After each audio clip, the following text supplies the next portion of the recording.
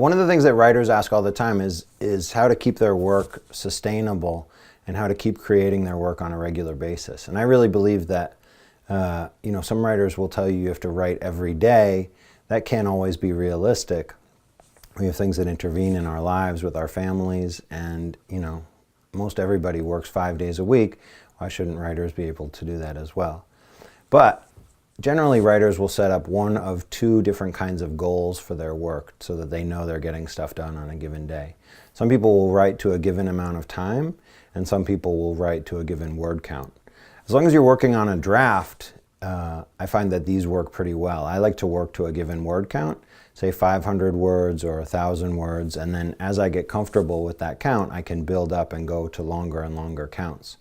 Some people like to work for a set amount of time, say 30 minutes or an hour or 2 hours, just to know that they're getting in the work that they want to be doing and checking in each day with the work. Sort of it helps to have that box to check off in your day to make sure that you're doing the work. But one of the things that I think is really important about sustaining the work and keeping it easy to manage and easy to flow in and out of from day to day, or even after a couple of days when a weekend comes, is to always make sure that you end in a spot where you know what's going to happen next.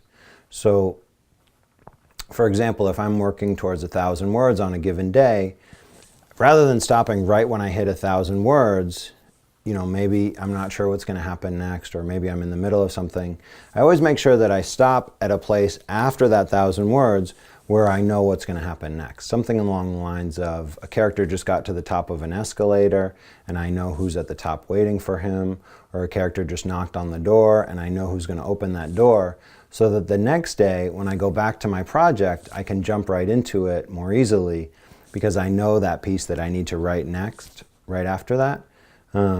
Rather than spending a lot of time reading the work that I did before and kind of reconstructing where that was going, if I stop right at that place where I know what's going to happen, it makes it really easy for me to jump in and get going again the next day.